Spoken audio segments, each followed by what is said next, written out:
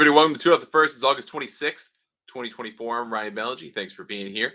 Whether you're catching us live on live stream on whatever streaming service of your choice or catching us as a podcast after the fact, thanks for being here. We had a heck of a weekend. Hope you did too. Lots to talk about. Plenty of drama in the world of golf. Most of it inside the ropes, which is great.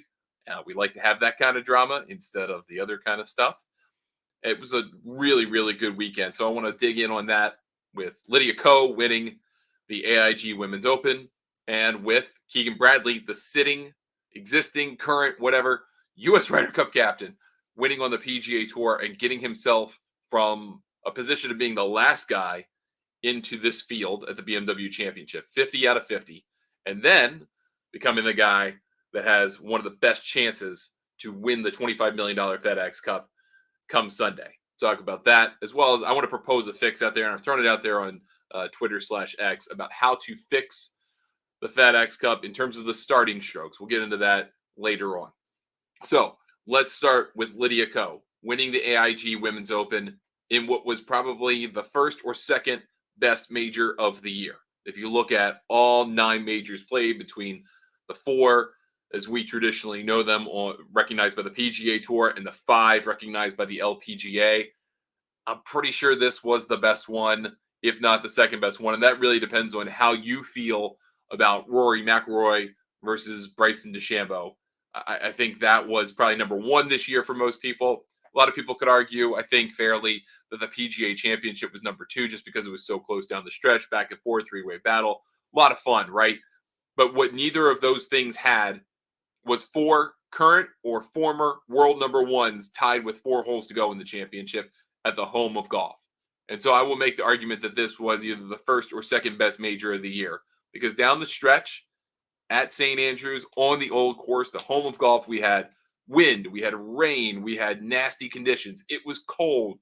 Everything was tough. Greens were slow because of the wind. It was just different but traditional links golf at the same time. And you had Lydia Ko in there. You had Nelly Korda in there. You had Lilia Vu in there. You had G.A. Shin in there. And you had Nelly Korda coming off of a very difficult stretch of golf for her, although in total an incredible year, half dozen wins. You had Lilia Vu, who's been very much up and down this year, down because of a back injury, comes back, wins her first start after, then admits that she feels like she's dipping back into this notion of imposter syndrome, even though she's won 2 major championships, did it last year. You've got G.A. Shin, who walked away from the LPGA to return home. She wanted to be in her home country.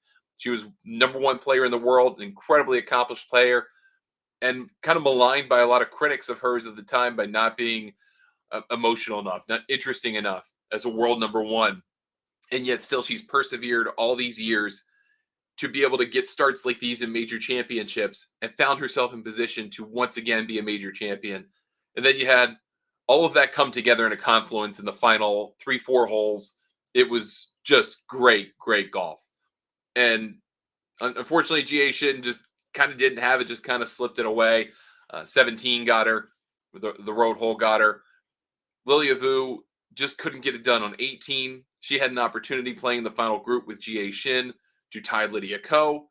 She hits the cart path on the home hole. It rolls down to, 35, 40 yards. Gives herself a reasonable chance at an up and down to it. Not so easy pin. Unfortunately, her short game kind of betrayed her a little bit, left her 25 feet or so for a birdie, and she was unable to make it. She wasn't even close on the putt in the end, wound up making the par putt, or missing the par putt, which cost her about $300,000, dropping her from solo second into a massive tie for second place, which that was crazy. And then you had Nelly Korda just dropping strokes all over the place. I mean, it felt like through the 11th hole, when she got up and down from the bunker on the par 3, which was an incredible up and down. It was like, all right, this is hers to lose. She got a multi-stroke lead. It's not going to get away from her. She's going to win 2 majors this year. And then once again, put herself in position to make a double or worse in a major championship round. And she did it twice on Sunday. Just incredible mismanagement of her game, and gave the tournament away. I mean, she had it in her hands. The trophy was in her hands. And then the really interesting thing to me is how Lydia Ko turned it on when she realized with 4 holes left that she could win this thing. She turned it on. She didn't turn it off. She didn't lose control. She didn't make bad choices. She didn't have unfortunate nerves, any of those types of things. She executed. 17 and 18 were incredible. Yes, she didn't make the birdie on 17, but the second shot she hit in there is the stuff of legend. It hit it to 20 feet with a 3-wood from a really tough spot on a really difficult approach shot, one of the most difficult in golf. And to be able to do that with a fairway wooden hand, incredible. Then on 18, hits a good drive, gets herself in position, hits it 7 feet past the flag, makes the putt that had to have slid 9 inches, closer to a foot left to right, gives the fist pump. She knows she's in the house on a good number. All she's got to do is see if she can sweat it out and avoid Nelly Korda and Lilia Vu and Jie Shin, which is not an easy task. Again, all former world's #1 players. And slowly it happens. Korda, bogey 17. She has to eagle 18. When that doesn't go in, she's out. Jie Shin, bogey 17, effectively putting her out of the tournament. And then you had Lilia Vu, who had to birdie 18 and just could not get up and down from about 40 yards. And I'm not saying that's an easy up and down. It's not a slate on her. But she didn't get up and down. So Lilia Vu winds up winning by 2 because, or excuse me, Lydia Ko winds up winning by 2 because Lilia Vu misses the par putt on 18. She finishes on 7 under, 281. There are 4 players who wind up in that tie for second place. The 3 aforementioned former world #1 and running in, who had a very nice little Sunday 70 to finish on 5 under total. But again, that was a $300,000 putt for Lilia Vu on the final hole that she missed. That I know that's kind of nothing in retrospect, in trying to, in the grand scheme of trying to go back to back in a major, successfully defend it, win a third major, all that stuff. But that's a lot of money, especially on the LPGA. So Lydia Ko is now a 3-time major winner. She has won a major for the first time in a little bit more than 8.5 years. Her last major was when it was still, I think, the ANA Inspiration in 2016. Like the first year, I think it was the ANA. Now it's the Chevron Championship. Pretty incredible. Couple of weeks, basically 15 days in total for Lydia Ko. She winds up winning the Olympic gold medal in Paris to get the final points that she needs to get into the LPGA Hall of Fame. That's incredible unto itself. The scene of that, her crying, just being so happy to have finally achieved that.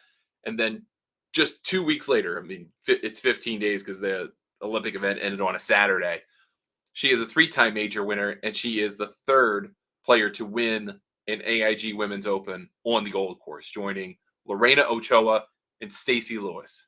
Incredible players in their own right, world -- and she joins that company. And just to see the emotion on her face when Lilia Vu did not make the birdie putt and she knew she had won, to have that just kind of moment of, all right, I did it, the outpouring of tears and joy and happiness, and then to spend time with her husband June, who came over, was there with her, and they hugged and embraced and enjoyed that moment together. What a special time for them. It's really cool. I mean, you can go to X and Twitter and just see story after story of people in my line of work who've covered way more tournaments than I have over the years. And they have nothing but positive things to say about Lydia Ko, even when they've been critical of her. And I would invite you to read Kevin Van Valkenburg's anecdote about his time covering Lydia Ko when he was with ESPN, the magazine. Just really great stuff. Very enjoyable. And so I think the takeaway for me is this was such a great finish to major championship season, right? Those 2 weeks, the Olympics being such a great catalyst kind of for the end of the year. Obviously, with Scheffler winning, that being very emotional for him, co-winning to get to the Hall of Fame, and then winning a major on top of that to end that part of the season. She still has a great opportunity to win the Race of the CME Globe and the CME Group Tour Championship, make $4 million in one fell swoop. There was a lot of talk, and there has been a lot of talk for probably the last couple of years about Lydia Ko entertaining the idea of retiring. And in part, that was because last year she struggled so much after a great 2022, kind of the defining comeback year of her career, that she fell right back into what had been hurting her so badly. And she got to the point when she missed the cut at the Portland Classic, where she was there with her sister and thinking, maybe I'm just going to retire. Maybe it's time to walk away. And she wound up finding a great caddy who believed in her and stuck with her even through some of those darker times She winds up winning the start this year. She puts herself 1 point away. It looks like she's going to get that point in the very next start in the Drive One Championship. She winds up getting caught by Nelly Korda, then loses to Nelly Korda in a playoff. That sets off a career-defining run for Nelly Korda. And then Lydia's just kind of there, stuck in this limbo of, I need one more point. How do I get one more point? I'm not playing my best. What's going on? And then she finds it. And that, I mean, that's golf. That is athleticism. That is so many things to a T. And that she did it with a lot of grace after the fact, to really kind of go into depth about the struggles that she has faced and to overcome them, and the pride of overcoming them and the fruits of overcoming it. Being an Olympic medalist, now having been the only person in modern golf history to have a gold, silver, and bronze from the Olympics. There's only been 3 of them, and there's only one person who could do it. And then to also be an Open champion at St. Andrews, when even she said in her press conference or speech outside the RNA clubhouse when she was handed the trophy, that she didn't really know a lot about links golf when she was in this tournament for the first time at the old course. Last time they had it, 11 years ago when Stacey Lewis won. And 11 years too long, by the way, for the Women's Open to be at St. Andrews. But she said she didn't really understand links golf. She didn't particularly like it. And she thought this would be the major of all of them that she would struggle the most to win because of that kind of lack of experience and maybe to a degree appreciation of links golf. But then to find it here in this past weekend and to finish it off is pretty amazing. So does that mean she retires? Does that mean she walks away? Is she satisfied? Is she happy? I don't get the sense that that's the case. I think she's figured out, hey, I can still do that. I could still play at the greatest level in this game. And I could still win major championships. I could still win gold medals. So keep it going. So I hope that's the case. I hope she sticks around longer and kind of defies her maybe own prediction of retiring at the age of 30. But we'll see what happens. Congratulations to Lydia Ko. Other big winner of the weekend has to be Keegan Bradley, right? Keegan was the last guy in the field at the BMW Championship. Got in when Tom Kim really screwed the pooch down the stretch in Memphis. 666, I think it was, to finish in Memphis. That moves Keegan Bradley into 50th position. He gets in this tournament. He gets in all the signature events. He gets the benefits that come with that, right? And then finds a way to win the golf tournament, the BMW at Castle Pines. I know a lot of people, especially in golf course architecture circles, are not a big fan of Castle Pines. I get it.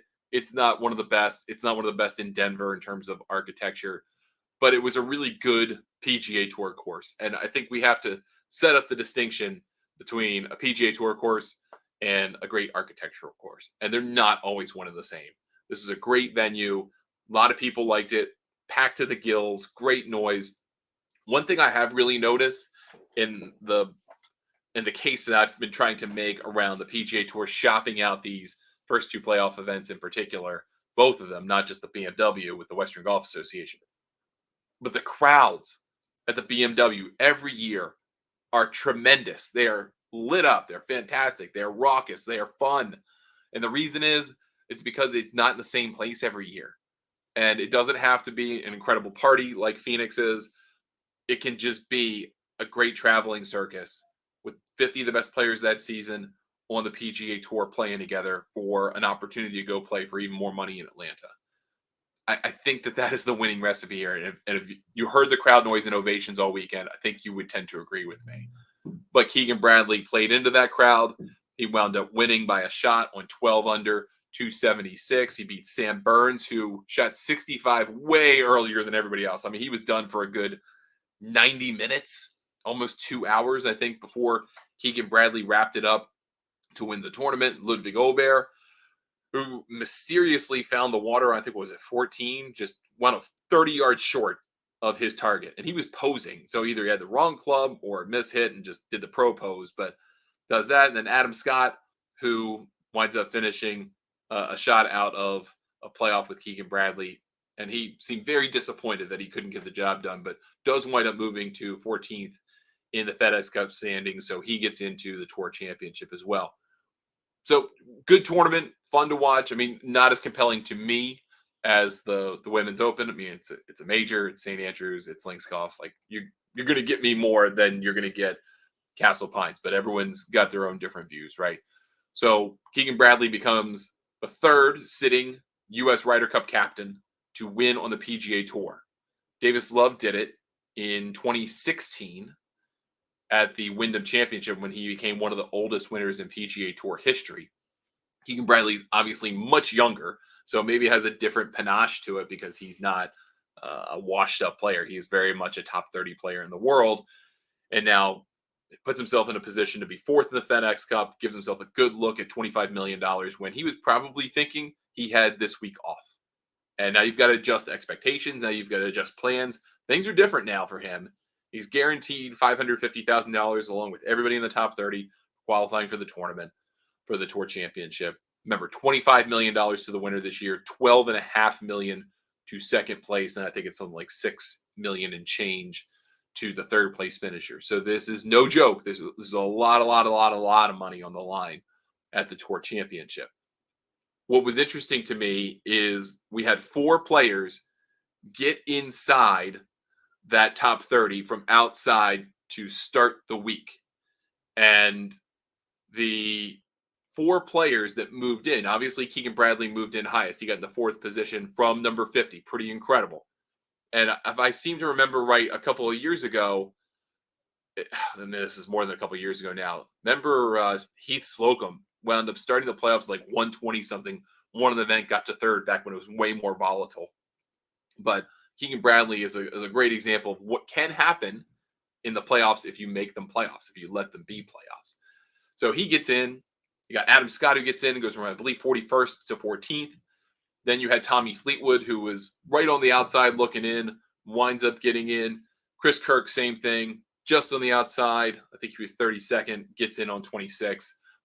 Big deal for him because that means he gets into all the majors, basically gets all the signature events, all that jazz, even though he was a winner at the Century earlier this year. So he would get to defend that title. So you've got that volatility, which I think is a good thing, right? Because after the first event, we only had a couple guys move in and out. And that's really what the playoffs should be about. It should be about the opportunity to change your life with one good week or 2 good weeks.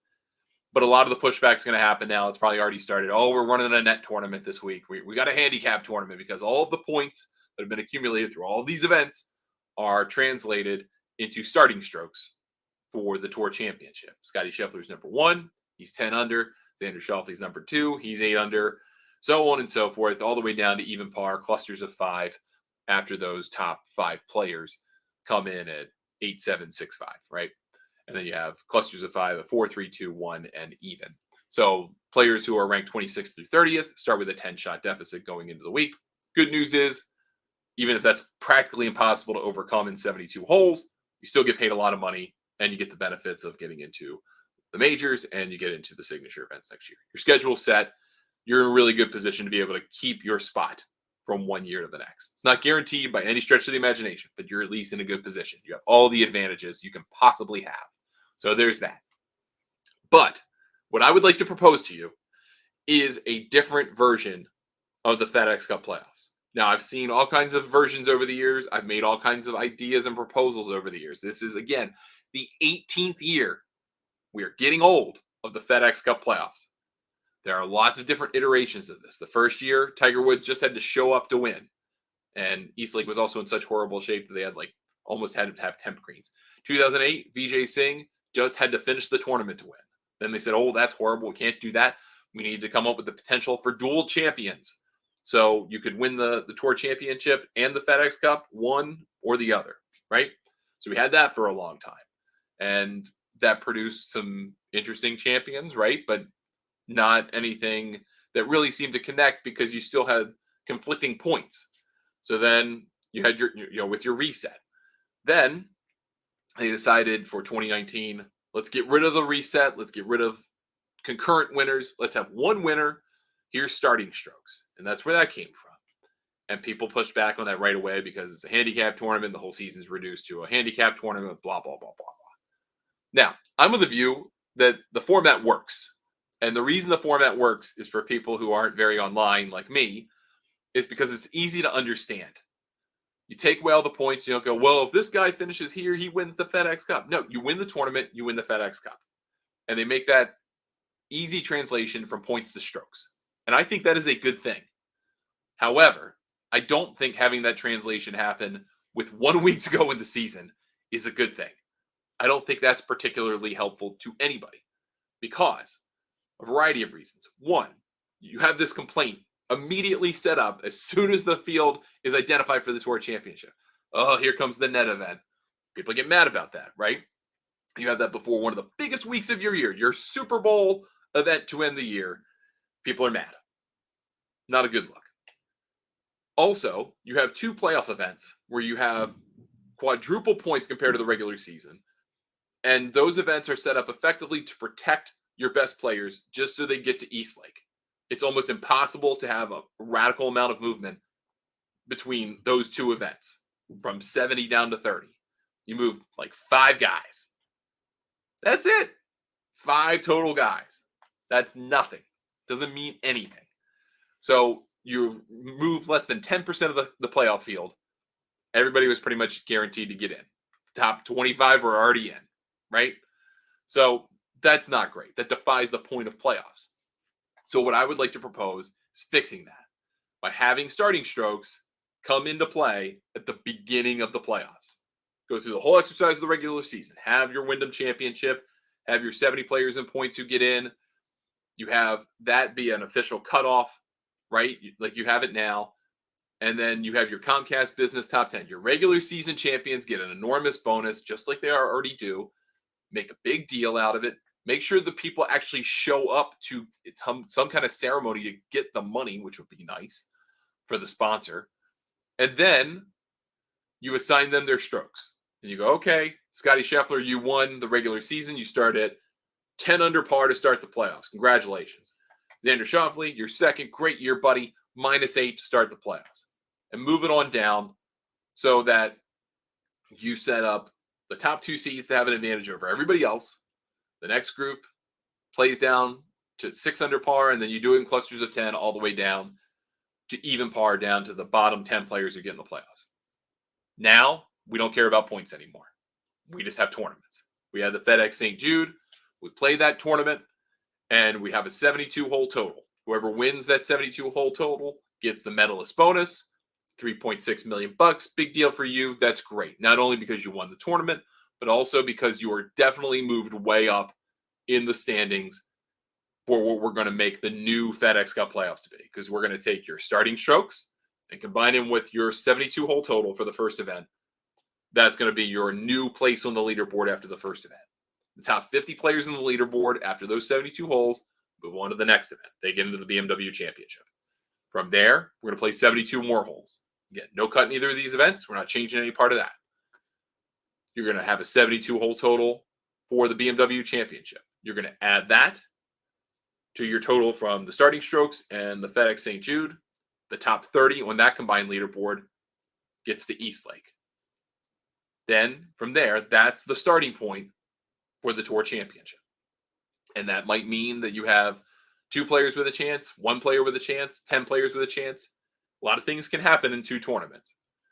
But now you have a system where everyone knows going in, here's how the regular season went, here's what the playoffs meant to that, here's who has a chance to win the big money. What I would also say, in addition to having, obviously, your medalist bonus for the BMW Championship, you have a medalist bonus for the Tour Championship. Keep it consistent from event to event to event. So it's meaningful, right? You don't have to celebrate it like you would winning the BMW Championship or the FedEx Cup St. Jude, but at least it's a nice booby prize for the players who have no chance to win the FedEx Cup. And it's $25 million first place prize, right? That makes sense. Just do that. Now, we ran an experiment of this, ran an article about it at golfnewsnet.com. We did have a perfect alignment, right? Because we couldn't run the system how you would want. But 38 players out of the 50, because there are 2 guys who withdrew, McIntyre and Matsuyama. So those guys, you make it 40. So 40 out of 50 players would have qualified in the system. 10 players different. Well, 10 players sounds a whole lot better than 5. That's 10 players out of 70, and you could still see more volatility than that over the course of a playoffs if you ran it more consistently. And the reason I say that is because a lot of the players who compete in the playoffs, if you're basically in the top 25 in the FedEx Cup points going to the playoffs, there's almost no chance that you get kicked out of the Tour Championship. If you're in a tournament with a chance to win, you compete, right? You're trying to win. But if you're not, you can kind of coast. Don't take it too hard. Don't stress too much. Try to win as much money as you can. Make sure you get to the playoffs. Make sure you get to Tour Championship. Make sure you get to the end, right? You get a big bonus. But you can kind of take some shots off. In this format, you couldn't, right? If you just kind of resigned yourself to having a bad week because you're doing really well in the standings, well, you might get passed seriously and your opportunity to win the FedEx Cup goes away. It just takes a bad 9 holes to make that happen. So instead, you have 144 holes to make it all happen. Every shot matters. It all adds up. I think you get a much tighter race than what you would see in the leaderboard that we have at golfnewsnet.com, where you would have Xander Schauffele up 2 on Sam Burns, who's had the best playoffs against par, but came in with a reduced number of starting strokes in that system. Scotty Scheffler's way back because he didn't play well last week, and he played okay in Memphis. I mean, he played well, but not his best. So he found himself out of the running to win. If you accept that the FedEx Cup is not to determine the best player on the PGA Tour, you can have a whole lot more fun with it than you do right now. If it's designed to be a protection plan for the best players, move a lot of that money to the Comcast Business Tour Top 10 and just have the FedEx Cup be a playoff system that's fun. It is a lottery, and you got to play well for 3 weeks and make it happen. Decide that, and then you can really make this thing connect better. It makes every event more meaningful, makes Memphis more meaningful, makes the BMW more meaningful, makes Atlanta more meaningful. Everybody wins there. So that's my proposal. You can tell me you don't like it. I would love to hear your ideas, or if you even care about the FedEx Cup at all. I've heard from some of you that say, I don't care regardless. I just want to watch the golf, and I find the points or the system annoying. I get that too. So love to hear from you. Ryan at thegolfnewsnet.com, Twitter Threads, X, Instagram, Blue Sky, Ryan Ballingy, Facebook, YouTube, Ryan Ballingy Golf. Before we get out of here, I want to give a quick shout out to Matt McCarty on the Korn Ferry Tour. He won his 3rd tournament of the season at the Albertsons Boise Open, won by a couple. He gets an instant promotion to the PGA Tour. He gets to play the FedEx Cup Fall. He's the first guy in 3 years to get a Battlefield promotion, a 3-win promotion. So he gets to play all the fall events for PGA Tour purses. He's in. He's got a card for next year locked up. He probably will want to play the Tour Championship, the Korn Ferry Tour Championship out at French Lick. Will be there live on GNN TV. But he will probably want to play it just to make sure he gets number 1. Once he gets number 1, then he gets into the U.S. Open and the Players and is fully exempt for next season. So there's still a big carrot there, but he has won 3 times now on the circuit this year. Congratulations to him for doing that. So big accomplishment there. And then shout out to my buddy Bryson Nimmer, who I played with earlier this year in South Carolina. He was one of the last guys in the field at the Albertsons Boise Open. Had himself a great week, gets himself to 128th of the points, gives himself at least one more look at the tour this year. He gives himself a pretty darn good chance to get into 120th or better to get into the 3rd leg of the playoffs. And then it's anybody's game to see if he can get to the top 75 for that Tour Championship. All right, it's going to do it for us today on the show. We have lots to talk about, even that happened today. We'll talk about it tomorrow. We've got President's Cup qualifiers. We've got Solheim Cup teams named, at least automatic qualifiers on the U.S. side and the European side. Also, Suzanne Pedersen named her captain's picks today. We'll talk about that tomorrow. Lots to get to there. And then we've got a Tour Championship to talk about. And usually we get a State of the Tour address from Jay Monahan. Will he say something interesting? We'll see what happens there as well. Again, email me, Ryan at thegolfnewsnet.com. You know where to find me on all the social media handles, either Ryan Ballingy or Golf News Net. Leave us a 5-star review if you're catching us as a podcast. Helps us reach more people. Hit that thumbs up, subscribe, all that jazz. If you're catching us on video or as a live stream, back with another show tomorrow. Thanks so much for spending some time with us. We'll catch you next time.